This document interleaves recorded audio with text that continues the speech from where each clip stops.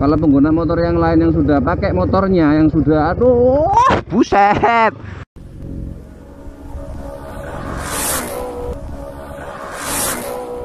Oke, ketemu lagi di Radar Tua.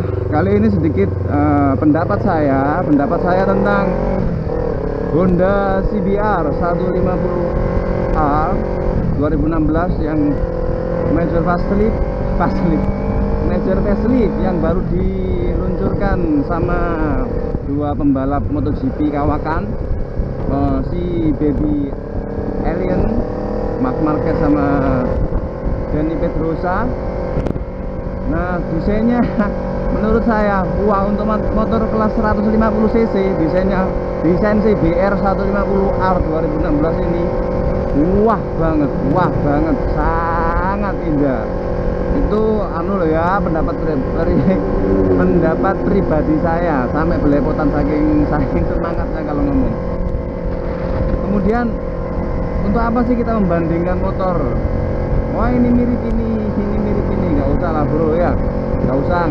Itu kan sudah didesain sedemikian rupa oleh R&D-nya dari Honda, jadi tidak mungkin lah kalau desainnya itu menjiplak dari sini.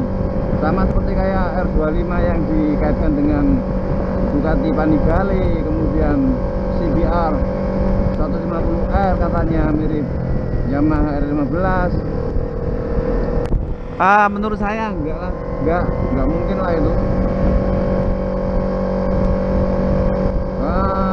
Memang sih bedanya kalau produk yang lebih akhir muncul pasti dikait-kaitkan dengan produk yang sebelumnya sudah muncul dan sudah booming. R15 contoh konkretnya memang seperti itu. R15 sudah nongol duluan, jadi ya maklum saja kalau banyak yang mengatakan kalau Honda CBR 150R dimirip-miripkan sama R15, tapi menurut saya enggak lah. R15 punya desain sendiri, punya kesan sendiri, punya style sendiri. Motor R15 juga sangat cantik menurut saya. Kemudian kalau Honda CBR desainnya kan lebih fresh, lebih baru nongol. Puas kalau menurut saya sih, mulai dari tampilan depan sampai belakang, dari samping, belakang, depan, terus indah lah menurut saya, indah banget. Itu untuk kelas 150 cc. Kemudian mesinnya juga sudah mengadopsi DOHC. Kita juga nggak bisa lah membandingkan SOHC DOHC 150 cc, bedanya kayak gini, nggak perlu lah. Kita yang naik motor, kita yang suka, nggak perlu lah ngejudge motor lain. Yang penting kita suka, kita naikin, bodo amat orang mau ngomong apa. Nah, itu pendapat saya tentang desain dari Honda CBR 150R terbaru ini. Sangat cantik menurut saya, cantik lah. Pilihan warnanya juga oke. Warna dari Repsol, merah, hitam, ya semuanya oke lah menurut saya. Kemudian kalau sisi mesinnya kita kan belum tahu dari testimoni para penggunanya. Kalau sama dengan kita membandingkan sama itu, kita nggak bisa membandingkan Honda CBR 150R dengan Yamaha R25 atau Kawasaki Ninja 250 Fi. Itu beda kelas bro, beda kelas ya. Kalau kita membandingkan CBR 150R itu cocoknya sama Yamaha R15, itu aja kalau di sini sama R15. Kalau nanti R15 di facelift lagi, nah bisa perang beneran tuh. Nah, kalau kita membandingkan sama produk yang Kawasaki 250 Fi, apalagi sama itu sama KTM yang 300, waduh itu beda banget bro. Apalagi kalau dibandingkan sama itu Z250 SL. Kalau Z sudah jelas mindsetnya Street Fighter. Kalau sama R15 memang cocok disandingkan sama itu. Kemudian kalau sama Kawasaki Ninja 150 RR, aduh itu mah beda juga bos, beda. Yang satu 2 tak, satu 4 tak. Ya nggak bisa lah kita membandingkan seperti itu.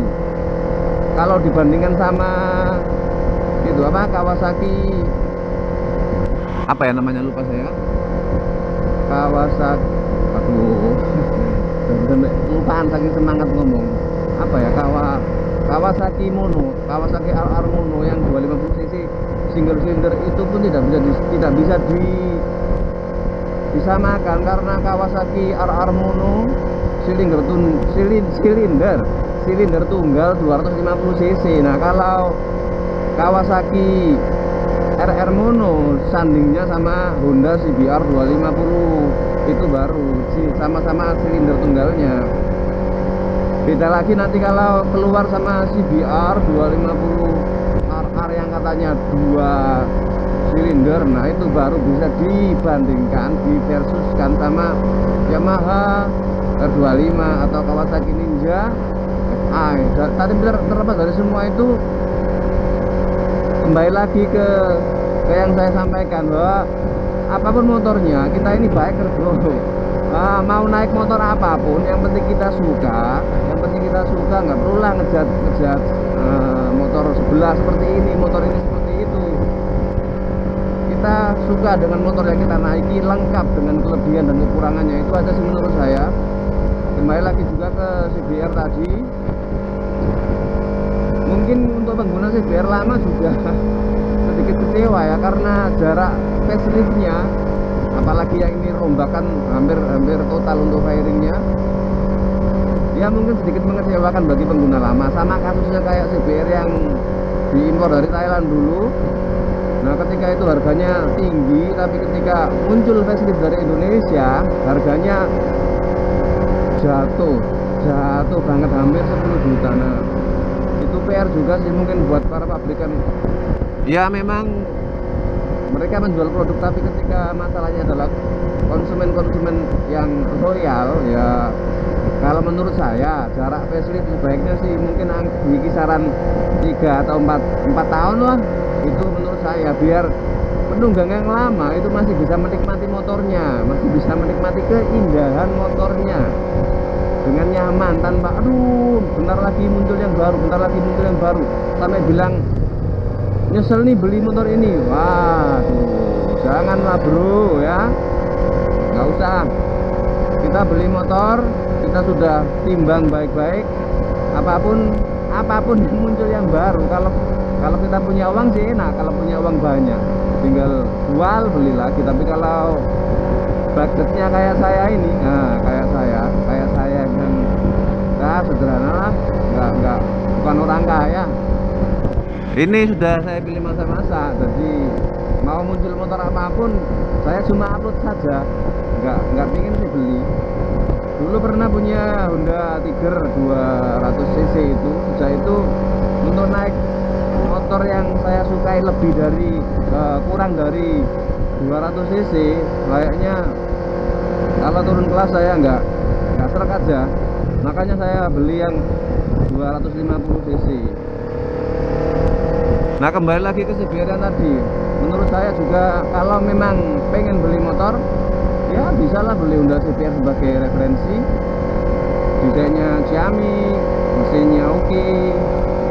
Kalau spare partnya mungkin kita akan tahu ya, dealer kita akan tahu merek Honda sudah. Bukan karena saya promosi, bukan, saya pengguna Yamaha loh.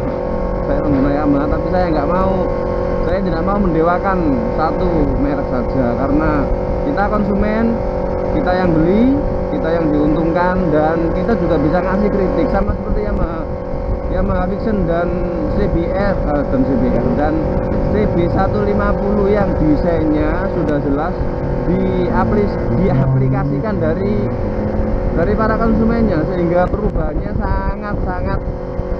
sangat sesuai dengan permintaan para konsumen. Jadi tidak mengecewakan. Jadi kalau CBR yang baru ini desainnya begitu wah, karena Honda menanggapinya dengan serius. Dari ketika para konsumen meminta itu, mereka bisa mengaplikasikannya dengan baik. Nah, itu menurut saya. Jadi kalau beli motor 150 cc, bisalah referensi ke Honda CBR atau R15 yang fairing ya. Janganlah sekali-kali membandingkan sama itu, pokoknya nggak etis lah, nggak elok, atau nggak elok kayak pemandangan aja. Nggak elok rasanya kalau kita membandingkan CBR 150 dengan Kawasaki Ninja 250 Fi, Yamaha R25, karena itu sudah beda segmen, harganya juga terpaut jauh. Mereka 250 cc dual silinder, sedangkan CBR sandingkan saja dengan Yamaha R15 karena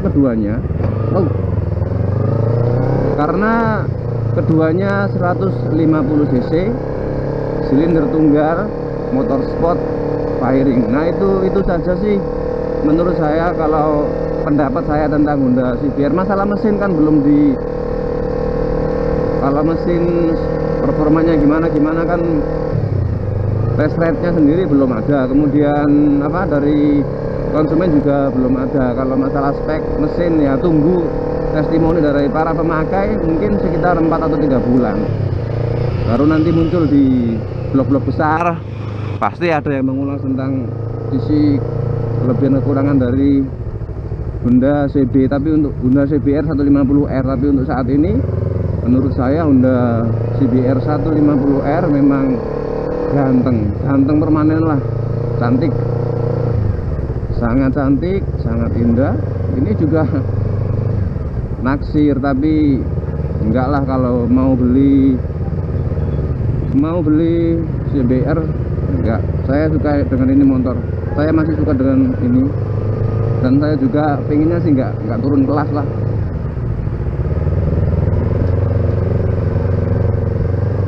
Ini saya mau ke lihat bendungan gerak Sembayat, bendungan baru dibangun di wilayah Gresik untuk mengurangi dampak dari banjir. Aduh, ngelantur ngomongnya tadi pendapat tentang CBR, sekarang kesini. Wis nggak apa-apa, sekalian lihat-lihat ya. Pengennya sih tiap kali buat motovlog endingnya ada di tempat-tempat yang menarik lah, tempat-tempat yang cukup indah. Ini baru tahap pembangunan juga, belum selesai 100%, sudah hampir 90%, tinggal finishing touch saja. Ini kalau sore biasanya rame, sore itu banyak. Nah ini mau diresmikan kayaknya, ada tendanya lagi.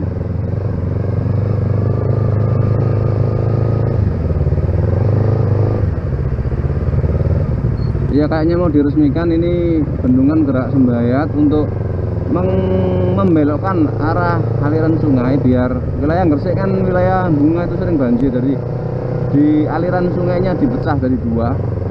Jadi ini sesuatu yang wah kalau di sini. Sore hari di sini banyak yang selfie, foto-foto. Apalagi cewek itu. Dan rame pol di sisi-sisi ini trotoar ini rame. Kalau siang gini nggak ada sih yang sini untuk foto-foto, karena panas selain ini Gresik. Saya bilang berkali-kali ini Gresik panasnya minta ampun, apalagi kalau sudah matahari di atas kepala. Wow. Buset. Oke, makasih bro.